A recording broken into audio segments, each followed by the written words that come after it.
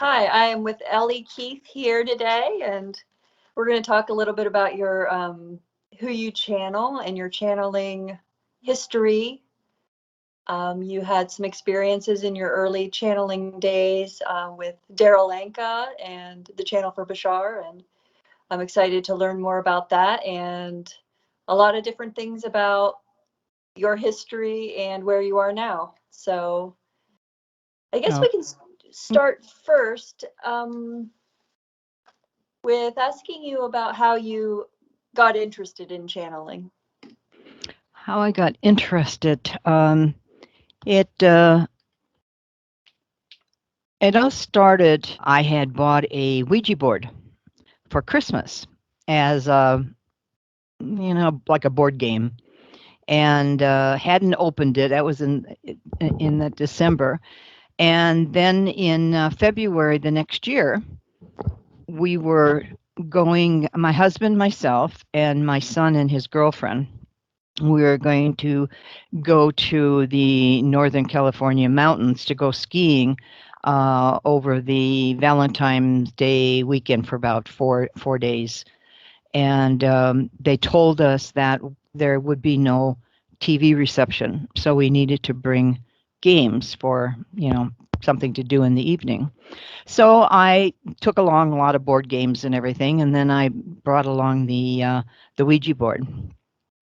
And so I believe it was the first night, we were all sitting around, and I brought out the Ouija board and as the first one and put it on the coffee table. And the guys weren't all that excited about it, but myself and my son's girlfriend, um, Patsy. Um, so she and I put our fingers on the planchette, and it started moving. And if you've never done it before, it just sort of, I mean, I I was into all of that, but it still uh, is interesting when it starts to move. And of course, it's very, very slow moving, and one letter at a time. And the entity said his name was Zach. Okay. And so we probably talked to him for about 45 minutes, and then went on and the rest of the trip and everything. I couldn't wait till we got home because I was so excited about it. So every night, I'm a late night owl, even though I was working full time during the daytime. I would sit down. My husband was in bed already, and I would sit there and on the Ouija board with Zach, and we would communicate. He presented himself as a past life of mine. Of course, Oh, yeah, but we all know that it's a parallel yeah. incarnation. But he was the only one of all the ones I channel, only one that has presented himself as a past life. Hmm. Wow. So yeah, so we would just talk back and forth, and then it was a couple of months, and I was into when it first started with all of the information was the Seth books, like a lot of us started out with uh, Jane Roberts and Seth. And Yes. so I was reading one of her books after a couple of months, and she said, I don't do this, she said, but many people do automatic writing. Mhm. And then she explained, just take a pad of paper and, sit a pen and sit down. So, oh, wow. So I sat down and I started doing it. And so automatic writing, and this was so much simpler and so much faster. So that's how I started. And it was always with Zach. And then through the years, he introduced me to many other guides and ones that I channel. Ah, wow. Now, do you still communicate with Zach, or has he moved on? No, no, he's still, Zach is very, I don't channel him for other people, but yeah, Zach is very present. We don't talk all the time, but yeah, because he was so instrumental in introducing me through the years to others that I would meet. Uh-huh. So he's a parallel incarnation. Is he a human being? He was, yeah, he was a Uh, human being in 1865. oh. And I didn't find out until years later. It was very interesting. Um, my husband at the time was Gary, and Bashar told me, well, I knew that they were twins. Zach had a twin. Mhm. And then I was told by Bashar years later that Gary's incarnation was the twin. Oh, wow. I never channeled his twin, but that was very interesting. That is very interesting. Hmm. So, So, okay, so and then I guess that led you into being more interested in seeking channeling classes after no, that? no, No. never took a channeling Oh, class. you didn't. Oh, okay. No, no, I was taught uh, by Zach, and they all introduced all of the people, all the ones that I channel today. I channel about 20 of my parallel incarnations, okay?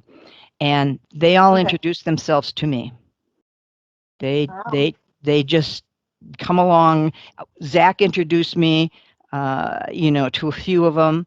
Uh, he told me that I was going to be channeling a doctor, or Oh. he just told me I was going to be meeting a doctor. Okay, Hmm.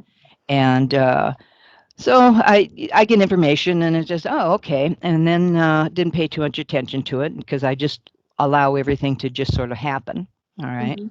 And so then a few months later, I was coming home from shopping from Costco. And if you ever go to Costco, you spend a lot of money. Uh-huh. And so I really didn't have, I was down. I had spent all my money. And I got the hit from Zach that he said, stop at the Akashic bookstore. And I said, no, no, no, I'll do it another time. He said, no, stop. So I go in. I knew the Barbara, the owner and everything. And I go in and I don't know what I'm looking for, but I'm looking at the books. Okay. Hmm. And so then find this book that says A Doctor Goes to Heaven by Harold Richter Stark. And I knew that that was the doctor.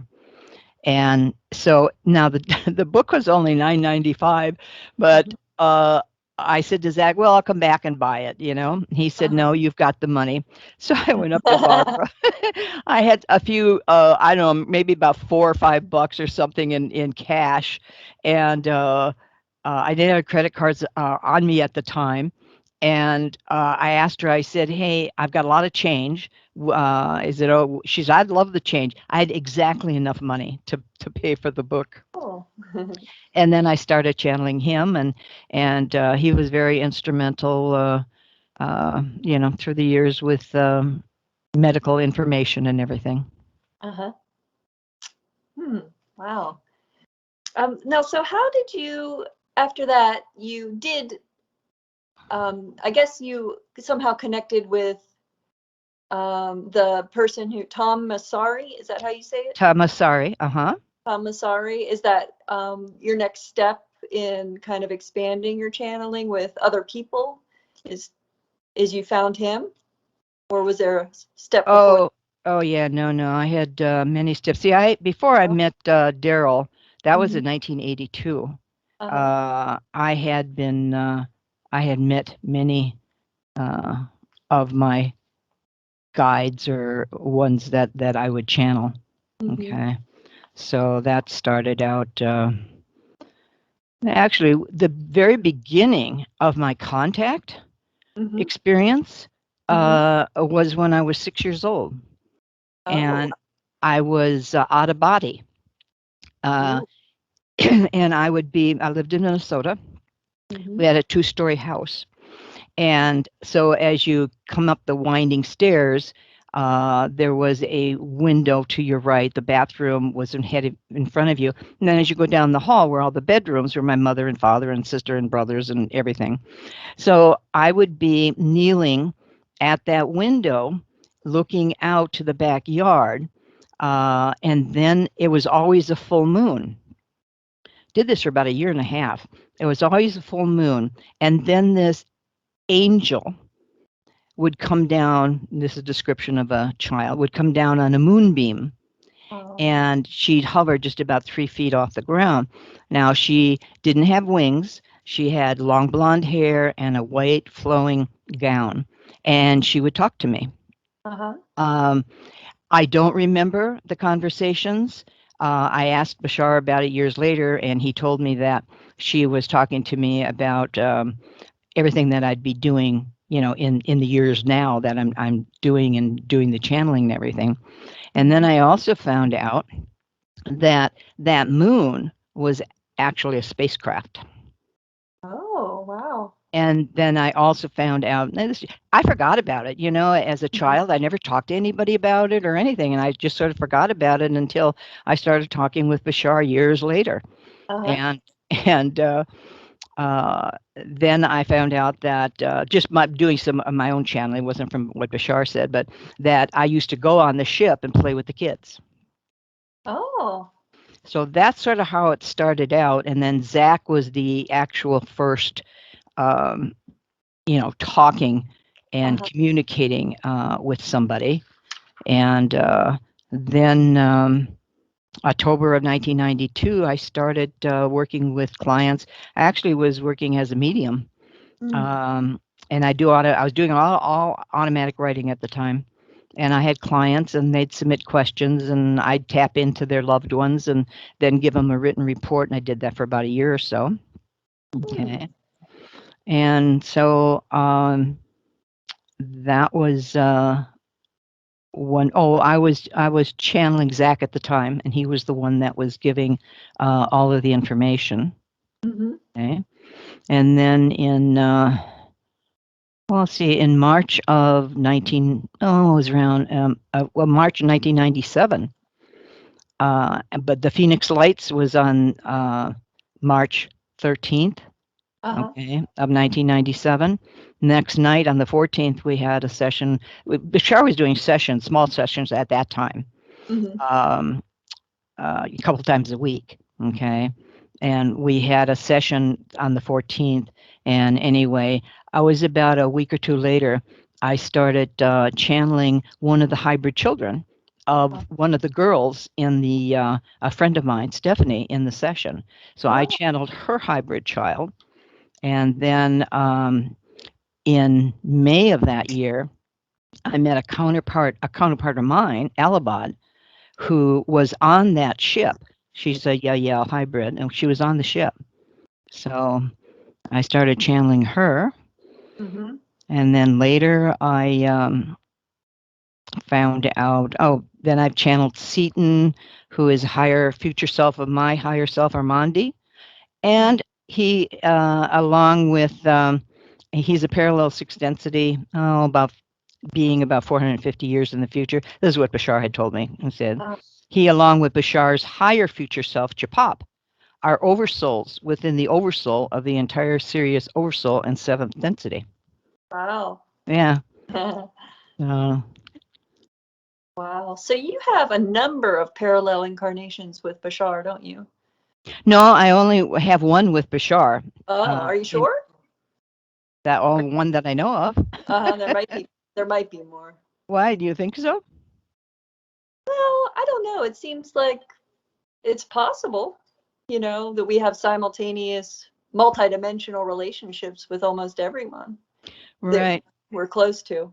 Right. Well, the only one that I know of with Bashar, it's his parallel, and then my parallel is the daughter. Okay. So he is not my direct parallel, but my parallel is the daughter, Aria. The daughter of who now? Not Bashar. Zion. Yeah. So Bashar's incarnation is Zion, and Arya is the daughter to him. I started channeling, I should back up, over about 35 years ago, I started channeling O. And O is from Sirius, and he presents himself as both fourth density with his own spacecraft and sixth density. Wow, both. Yeah, and I came home one night um, from being out dancing, Mhm. and I was sitting at the end of the bed, and I felt a presence. Okay, it was like 2 o'clock in the morning, Mhm. and I felt this presence, and I said, "Who is here?" And he said his name was O, and then I was immediately energetically on his craft, and he was showing me around, and he told me to I was going to be going away to Catalina with friends for it was the 4th of July weekend, Uh-huh. and he told me to bring a drawing pad. Now I don't draw or anything, and I thought, well, that's sort of unusual, but I did. I brought it with me, but we were partying, so I never got to do it. But after we got back, he started communicating, and O has been with me all these years. Now, interestingly, O is from Sirius, and he told me years ago, and Bashar verified all of this, that he's on the Syrian Council of 13. Well, then Xeon is in Sirius, and Xeon and O know each other, and they're both on the Syrian Council of 13. Oh. And now O is the same thing. O is the father. He is not Mhm. my direct, but again, the daughter is Sean. All right. So Mhm. my parallel is Sean. Okay. And then it wasn't until and these how people show up in my life. And then it was I'm skipping around here, but it was April of last year, 1920 or 2020, that a Desion just came through, and now she came through in voice channel for a couple of minutes, Uh-huh. and she is my direct parallel, and she is also on the Council of 13. Mhm. So there's three I know of on the Syrian Council of 13. Wow. Yeah. So, do you mostly just use these connections, most of them, for your own personal guidance, or do you actually offer to channel for people, like all these individual entities that you have connections to? The only ones that I have three that I channel for other people that I voice channel. I didn't Okay. start voice channeling until June of 2016. Mhm. And that's not when I met Lily. I met her years before, but I started voice channeling her at that time for other people.